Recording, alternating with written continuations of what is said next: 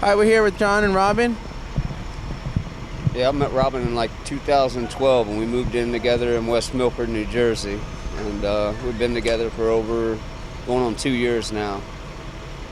And the place we was living at, wasn't suitable for us, and we ended up moving in with some people from church.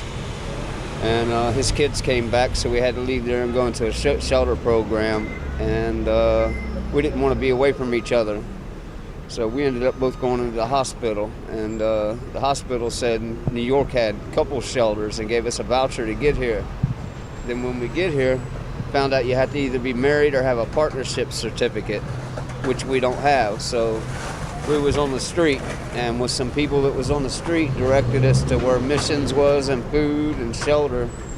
We pretty much for a month stayed on the street around this corner of Madison Square Garden, just sleeping on the street, and trucks stopped by and gave us food. People stopped by, gave us money, and there was a place called BRC that came by and talked to us and said, when it gets cold or rains, come down and see us and we'll put you somewhere.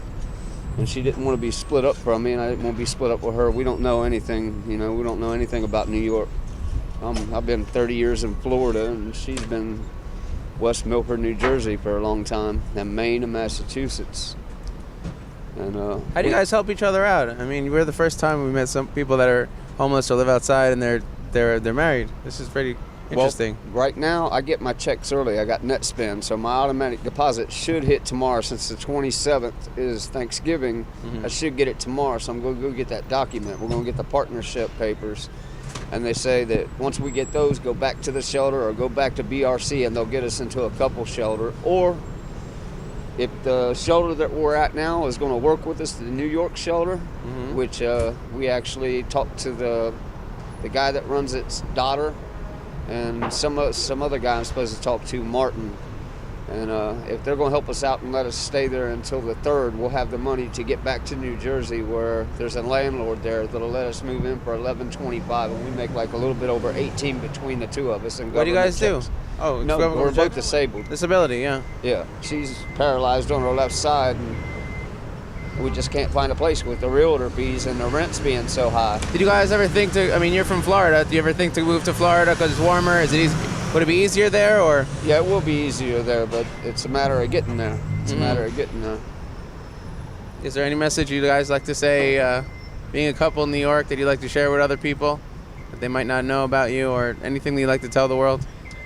Just at this Bowery mission, they actually helped us even more tonight.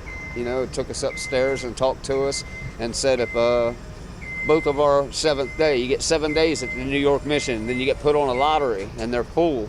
So if your number don't get called, you're out on the street. So they said, don't worry, if your number don't get pulled, come down here and we'll put you in. So no matter what, we got shelter until the 3rd.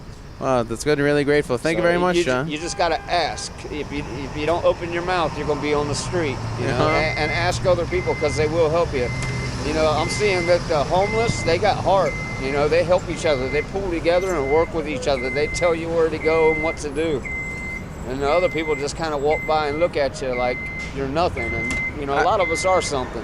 I've seen sometimes a homeless person has $10 and they'll give their friend $5. I mean, sometimes it seems like the homeless get more help from other people that are homeless than people that have a home. And, yeah, I'm seeing that, and people that are in the middle class, they seem to be more charitable than people that are really rich. Exactly. They're closer to being homeless, so they can understand. It's very embarrassing for me. We haven't panhandled or anything, but we have been given money here and there. And it's very embarrassing. I don't like making eye contact. I just kind of look down. But I had to open my mouth and start asking questions, and they started directing me on where to go. And we've gotten a lot of help. All our stuff got stolen. All our clothes, all our medication ended up in the hospital. I had seizures. She had a blood infection. The shelter that we was at, it was a sit-down shelter. You sleep in a chair. It's like, I got a bad back, bulging disc. I was in a bad car accident. She got her legs swelled up, couldn't wear her brace. We got back from the hospital, and the shelter we was at was overcrowded, and they said we couldn't stay there. Put us out in the middle of the night. That was the living room in Hunts Point. put us out in the middle of the night. Put another girl out a week before because she wasn't of age. She was 23 and a half years old. Put her out at 12 o'clock in the rain. That's I don't see why they do that. She could. They had a chair, you know. But her in her condition to put us out, just getting out of the hospital with discharge papers. Let's move a little forward. Yeah. We had discharge papers and they put us out. Grab that.